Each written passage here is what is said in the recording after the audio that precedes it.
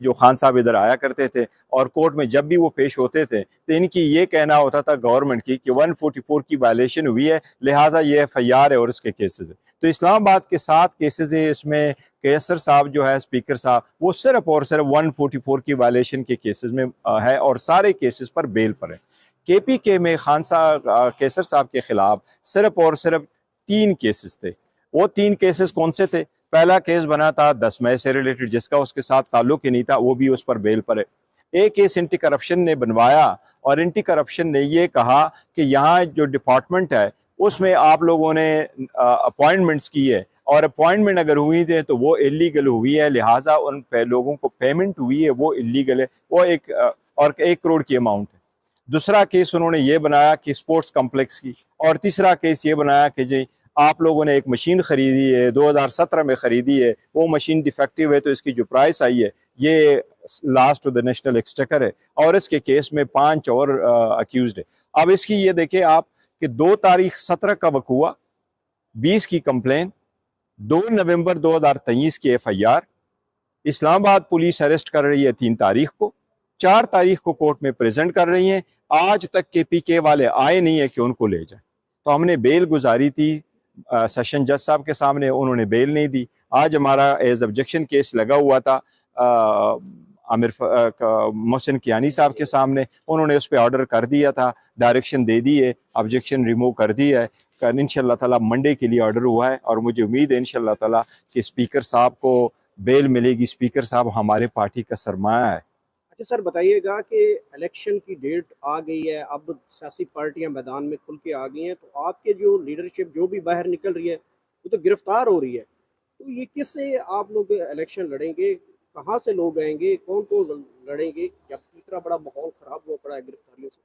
دیکھیں یہ بالکل آپ نے صحیح فرمایا، جب بھی کوئی نکلتا ہے اس کو اریسٹ کیا جاتا ہے، فالس کیس میں انوالو کیا جاتا ہے اور بعض لوگوں کو ایسے رکھا جاتا ہے وہ کسی کیس میں بھی نہیں ہے۔ اور سب سے بڑی مثال اس وقت اڈیالہ جیل میں اگر اسد قیصر صاحب موجود ہیں تو وہ کسی کیس میں انوالو ہوئے بغیر وہاں موجود ہے۔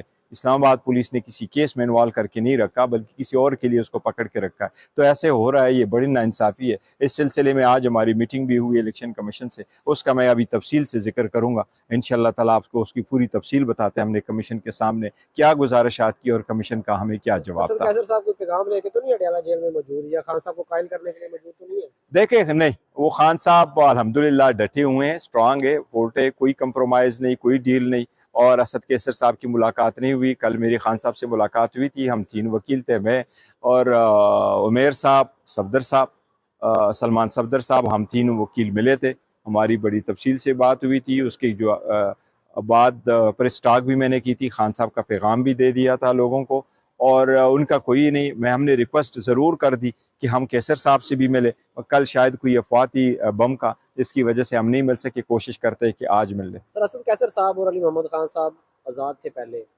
کیا ان کو کوئی چیز بنوانے کی کوشش کی جا رہی تھی جو وہ نہیں مانے؟ مولانا صاحب کے پاس میں وہ گئے تھے تو اس وجہ سے انہیں گرفتار کیا گیا، کیونکہ آزاد تو وہ پہلے بھی تھے، گرفتار کرنا ہوتا تو پہلے بھی کر لیتے۔ ہاں obviously، لیکن دیکھیں کہ FIR تو انہوں نے بہانہ بنا کر کے لے کے آئے۔ اب ہمارا صرف کہنا یہ ہے کہ جو اگر KPK کے FIR ہے تو KPK کی پولیس آ کر کے لے جائیں۔ آج ہم وہاں پشاور ہائی کورٹ جا رہے ہیں اور پشاور ہائی کورٹ سے کہہ رہے ہیں کہ آپ ڈائریکشن دے اینٹی کرپشن ڈپارٹمنٹ کو کہ اپنے ایکیوزڈ کو لے آئیں اگر لے کے آنا۔ تو اب یہ دیکھو نا، لوگ پولیس جا رہی ہے اریسٹ کرنے کے لیے، یہ اپنے اس کو اگر ان کا ملزم ہے تو آ کے اریسٹ بھی نہیں کرتے، یہ ہیوملیشن ہے، یہ وکٹمائزیشن ہے۔ یہ اڈیالہ جیل میں نواز شریف بھی گزار چکا ہے، آصف زرداری بھی گزار چکا ہے، بڑے سیاسی قائدین جو ہیں یہاں پہ رہ چکے ہیں۔ آج تک اڈیالہ جیل کے باہر بم وغیرہ نہیں برآمد ہوا، یہ اس ٹائم آ رہا ہے جب خان صاحب کی ضمانت بھی کی درخواست جو ہے وہ سپریم کورٹ میں ہے، اور سپریم کورٹ نے خان صاحب کو بلایا بھی ہے جو فیض آباد کا جو کیس ہے۔ تو لگتا ہے کہ یہ کوئی ایسی ٹیکنیکس ہیں، کوئی ڈرانے دھمکانے والی بھی چیزیں اس میں شامل ہوں؟ دیکھو کسی چیز کو تو رول آؤٹ نہیں کیا جا سکتا، لیکن جب دہشت گردی کی بات آ جاتی تو سب کو متحد ہونا چاہیے اور پولیٹیکل افیلیشن سے بالا تر ہو کے اس کو دیکھنا چاہیے، سب کو کوآپریٹ کرنا چاہیے اور اس کو لائٹلی نہیں لینا چاہیے۔ مجھے امید ہے اپنے اداروں پہ، اپنے جو ایجنسیز ہیں ہماری اور اپنی پولیس فورس ہے کہ وہ انشاءاللہ تعالیٰ اس کے ساتھ نبرآزما ہوگی، وہ اسے اچھی طریقے سے نمٹے گی۔ آج بھی اسی کے ساتھ کھڑے ہیں، یہ فوج بھی ہماری ہے اور یہ ملک بھی ہمارا ہے؟ یس، اس میں کوئی دو رائے نہیں۔ فوج بھی ہماری ہے, ملک بھی ہمارا ہے, اور ان کا پاکستان کا ہر ادارہ بھی ہمارا ہے. یہ خان صاحب کا تو پکا آواز ہے, اس میں کوئی شک نہیں ہے. یہ تو کوئی لوگ ہی کوشش کر رہے ہوں گے جو درار ڈالنے کے لیے. وہ آواز پہلے بھی خان صاحب کی تھی, آج بھی ہے.